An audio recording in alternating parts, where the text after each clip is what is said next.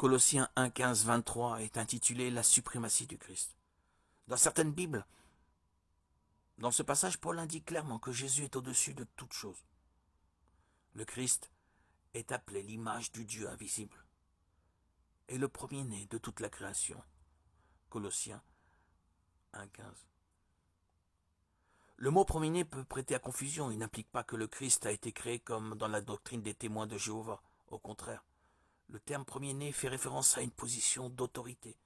Être premier-né, c'est occuper une position d'honneur.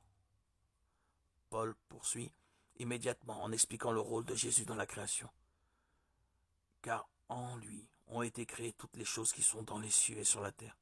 Les visibles, les invisibles, trône, dignité, domination, autorité, tout a été créé par lui et pour lui. Colossiens 1, 16. Cela signifie que Jésus n'est pas créé, mais qu'il est le Créateur. Il est Dieu. Jésus est Dieu. Le mot semblable signifie ressemblance, ou l'état d'être comme quelque chose d'autre.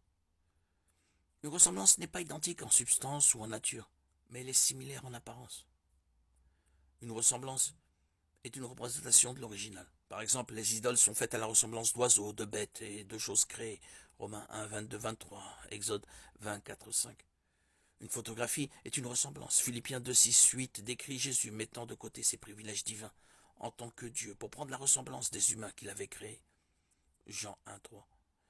Cependant, Jésus n'a pas eu de père terrestre et n'a donc pas hérité d'une nature pécheresse comme tous les autres êtres humains. Luc 1, 35. Il a pris une chair humaine, mais il a conservé sa pleine divinité. Il a vécu la vie que nous vivons. Il a souffert comme nous souffrons. Il a appris et grandi comme nous apprenons et grandissons. Mais il a fait tout cela sans péché. Hébreux 4, 15, 5, 7, 8. Parce que Dieu était son Père, il n'a vécu que sous la forme d'une chair pécheresse. Jésus a hérité la chair de sa mère, Marie, mais pas le péché de Joseph. Jésus s'est fait homme afin d'être notre substitut. Dans sa chair, il a dû subir la douleur physique, le rejet émotionnel, la séparation spirituelle d'avec Dieu. Matthieu 27, 46. Marc 15, 34.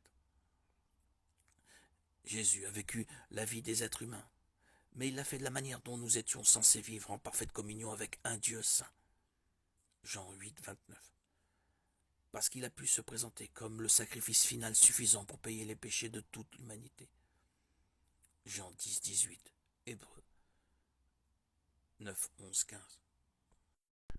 La crucifixion était conçue non seulement pour tuer, mais aussi pour dissuader d'autres personnes de commettre des actes criminels. Les victimes de la crucifixion devaient être humiliées et souvent laissées suspendues complètement nues. La croix portait un stigmate et la loi juive disait qu'elle apportait une malédiction. Galates 3, 13, 5, 11.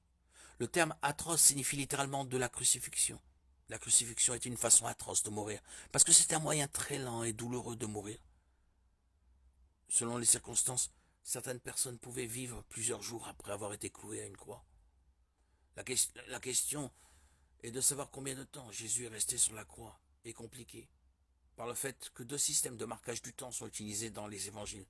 Matthieu, Marc et Luc utilisent le système juif de marquage du temps. Jean utilise le système romain. En utilisant le système juif, Marc dit « Ils le crucifièrent et se partagèrent ses vêtements, en tirant au sort pour savoir ce que chacun aurait. C'était la 3e heure, quand ils le crucifièrent. » Marc 15, 24, 25.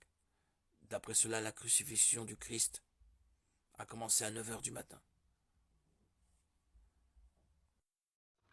Dieu est la source de la vie, comme il est la lumière et la joie de l'univers. De même que les rayons de lumière émanent du soleil et que le ruisseau jaillit de la source d'eau vive, ainsi des bienfaits découlent de lui et se répandent sur toutes ses créatures. Et partout où la vie de Dieu anime le cœur des hommes, elle se traduit en actes d'amour et de bienfaisance.